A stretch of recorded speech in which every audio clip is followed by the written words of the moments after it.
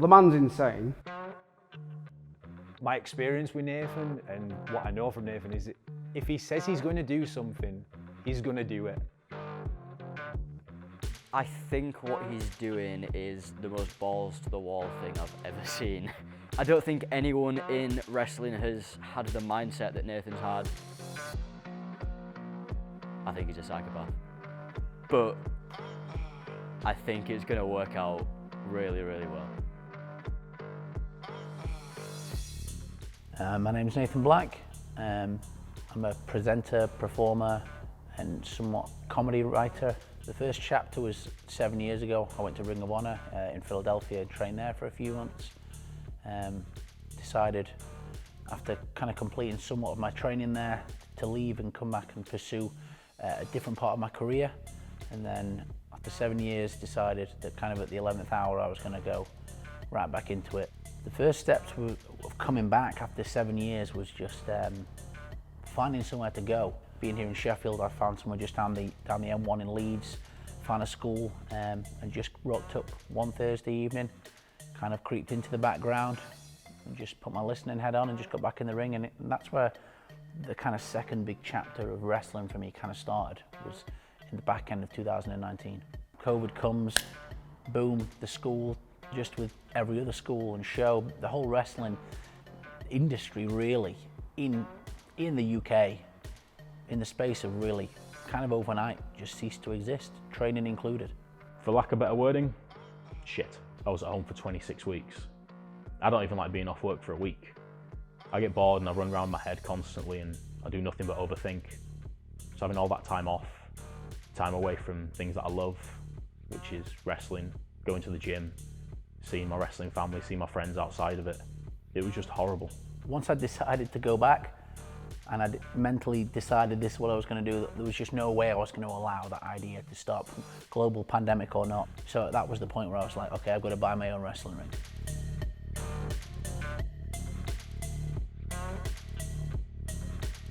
When I first met Nathan, it was at the grapple school. And he turned up and he's a big looking dude, he's already got a look to him.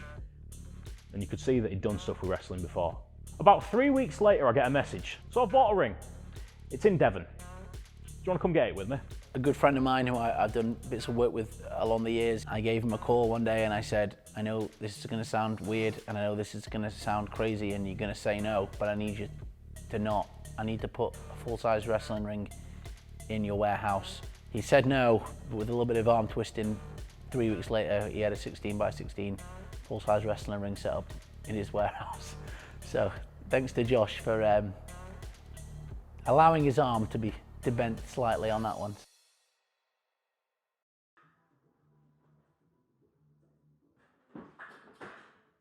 That didn't go too well for a while though.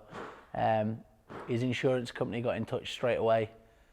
I didn't think about the insurance. I was too excited thinking about the colour of the ropes and not about the logistics of some of this. I managed to get through the foreman and the forklifting and the health and safety, and the insurance rang up and said, if you don't take that wrestling ring down in your warehouse, you're not insured. So that idea soon burnt out. Then the chap who owned the Leeds school got in touch and said, listen, I'm gonna close the school. Would you like to buy the company?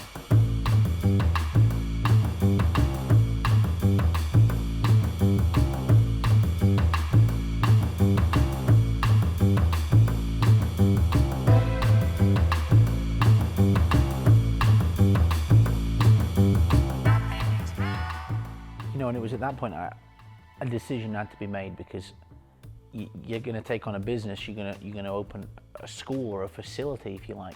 I'm not in the position to teach the art of professional wrestling.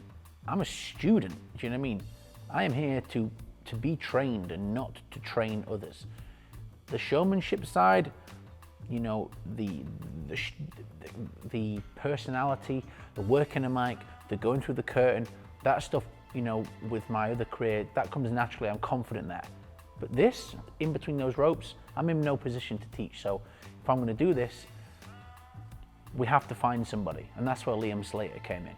I'm Liam Slater. I am head trainer at Pursuit Pro Wrestling, and I've been a professional wrestler now for around 10 years. It's just been something that I've always been passionate about. I collected wrestling figures, I collected magazines and DVDs and VHSs from the time. I was reading through a magazine. In the magazine there was an advertisement for a show in Wakefield, and at the bottom of that advertisement there was an ad for their academy in Wakefield. And at the time I had a part-time job, I had a way of getting there, and Wakefield wasn't too far away from me. So I went along, and it was a warehouse with a ring in it, and there was a drip coming out of the roof, and I looked at it and I went, this is professional wrestling, this is it, I'm here. With every show and script and performance I've ever done, I've always wanted to do something new. I've always wanted to try and bring something to that hadn't been done before. It was no different when I came up with the vision of this place. And that's why Liam was so paramount. You know, a wrestler's wrestler, a man with a mind for wrestling. And I just sort of met him because we were at training together and didn't know him particularly that well. He drops me a message and says, I've bought this ring, do you want to be involved in setting up a school? And I said 100% yeah. Liam and I go way back to when I pretty much first started, and he's a good trainer, he's all around good person. He's a good person to be around.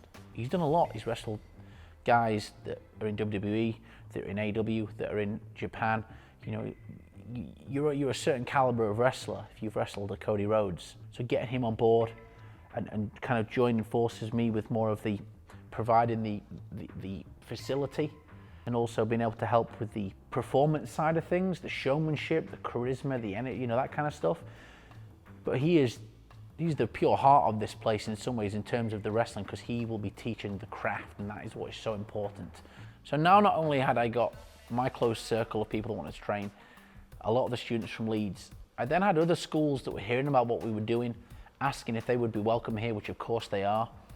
And so when I had then another 20, 30, 40 students that were lining up to come, that's when I said, let's go absolutely all out. Everything. Curtains, lighting rig, outside ring, everything you can imagine, we are going to build.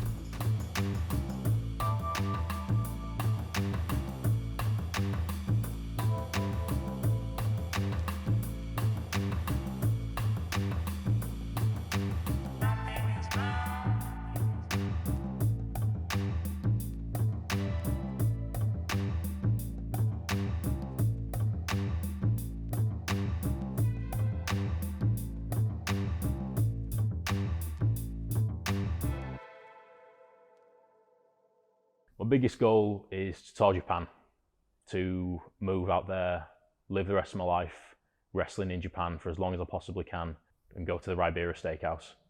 I'm vegetarian, but I'll eat a steak for that. Personally, Dragon Gate for me. I think that would be the best place to start something big. I think that is where I can learn the most. I think that is where I can showcase the most. And from there, who knows? I want to enjoy myself, feel comfortable, try and give joy to other people. That's all I've ever wanted to do. To be the best I can, to know that I'm doing as much as I can to be as good as I can. I'll be happy enough with that. Anything else is a bonus. I want Pursuit Pro Wrestling to be a place where anybody can come and anybody can feel safe and anybody can grow within pro wrestling. What does Nathan Black want out of this? This Nathan Black that's doing this is to build something good. It is to help people. I know it sounds cliche. It is nice to be able to offer people a safe place to come, people that want to come, they want to get in the gym. The smile on their face when they see the curtains, they see the effort that you've put in, and they think, this is going to be my home when I want to wrestle. That's lovely, but I would be lying to you if I told you that was the priority. I want to go to the States. I want to wrestle the best guys in the world. I want to talk trash with the best guys in the world and let them know that little did they know there was a man out there they were unaware of, and he was coming to do battle with the best of them. When I was at school, they would call me an attention seeker. I never saw the insult in that. That's what I do for a job. It's my life. That Nathan Black, he wants to go as far as he wants to go. You can't tell that guy he can't do anything.